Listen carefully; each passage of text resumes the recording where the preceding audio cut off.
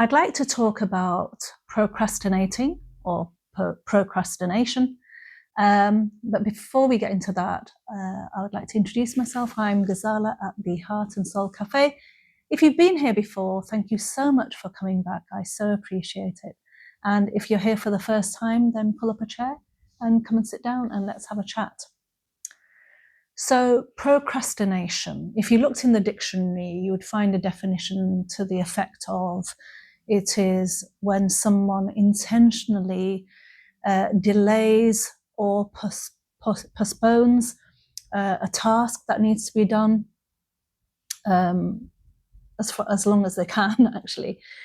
So I know of someone who's quite close to someone who I'm quite close to, who's someone who's close to me, who I would describe as a procrastinator. But I'm going to keep their identity anonymous here. So what do I find? I find that this person will do anything to delay what it is that needs to be done. And it could be anything. Let's think of an example. Let's say if the lawn needs cutting outside. Now, there's hours and hours and hours going by where it's said a few times, oh, I need to mow the lawn. I need to mow the lawn. And it's quite a nice day, it's quite bright, no clouds to be seen, and hours and hours. Oh, I'm just going to have some tea and then I'll do it. Oh, I'll just have some breakfast and then I'll do it. Oh, I'll just watch this program on television and then I'll go out and cut the lawn. And then it gets to a point where it's clouding over. Oh, it looks a bit cloudy. Maybe, I might not be able to do it today. But you've got some time. It's only a small patch of grass. You could actually get that done.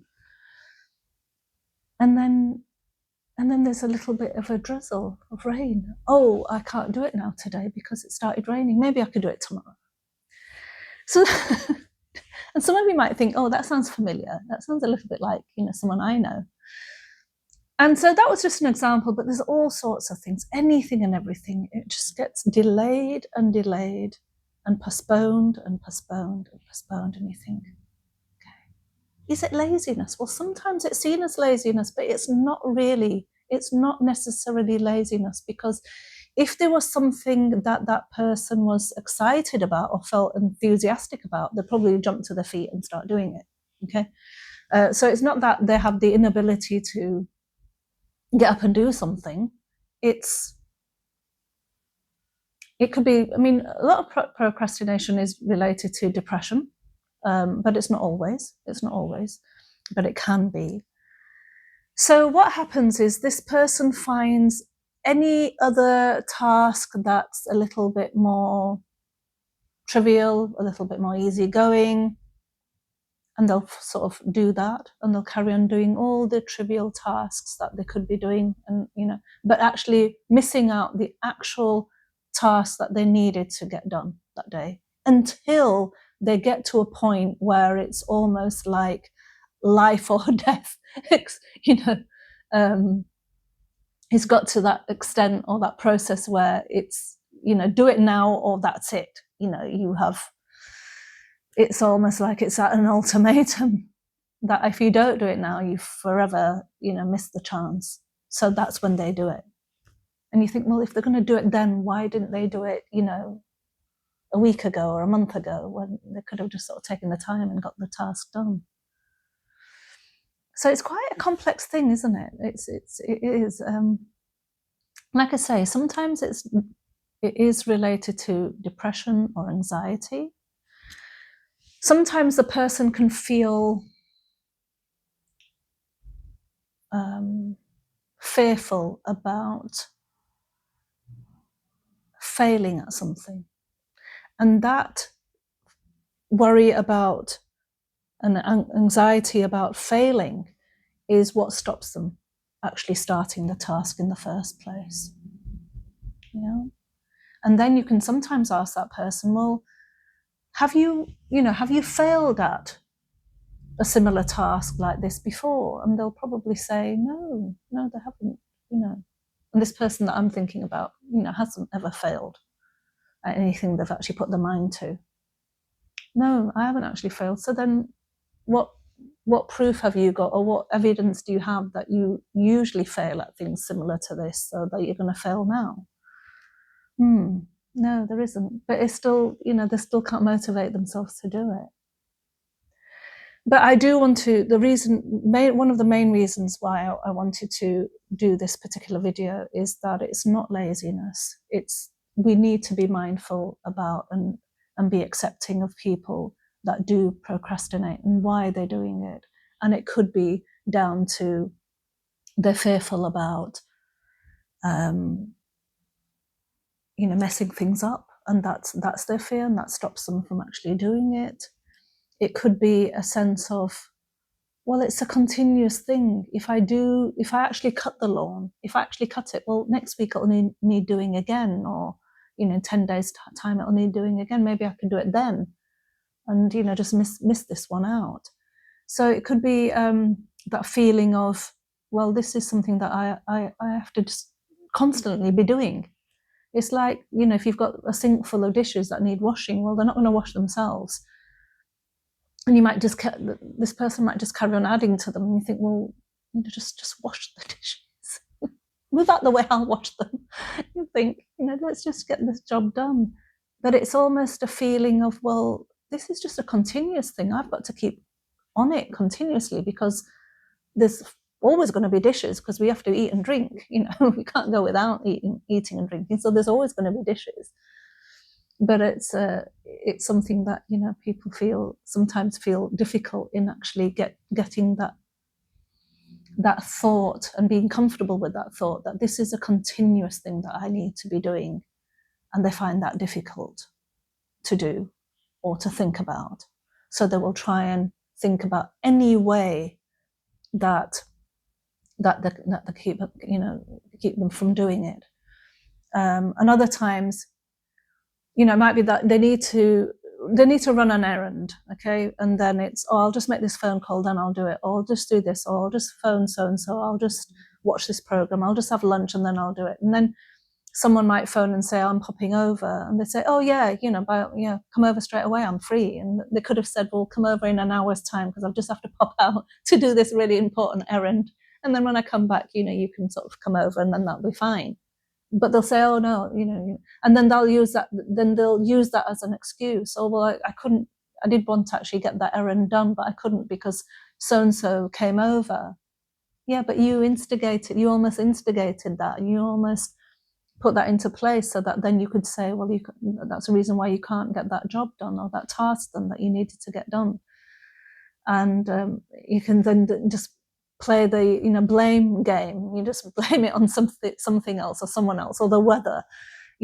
Anything and everything can be blamed except yourself. And but it's more to do with that person's mental health than it is down to laziness.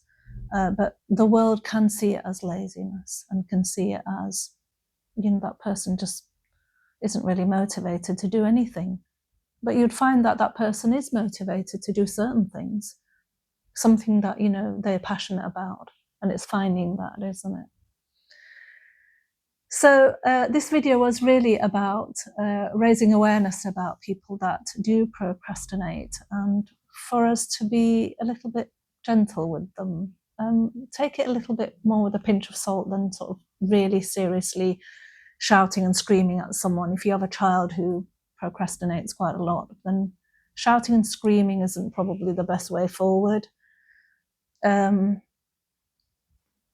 Hopefully you can help that person by saying things like, let's just split this task up into small sort of bite-sized pieces, and just do this one thing today. Let's just, if you, let's say someone's got some homework to do that needs to be done by the end of the week, well, maybe just think about this particular homework anyway, and just split it up into little bits.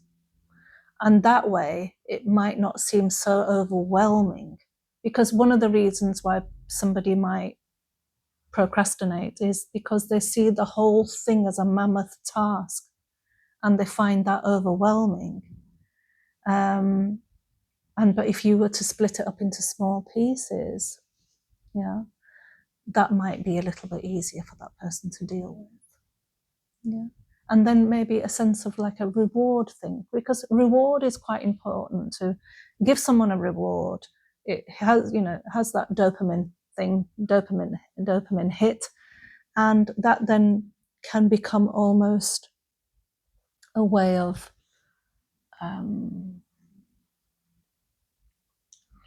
well, it can, be, well, I've got this task done and now I get a reward. It's almost like when you're training a dog.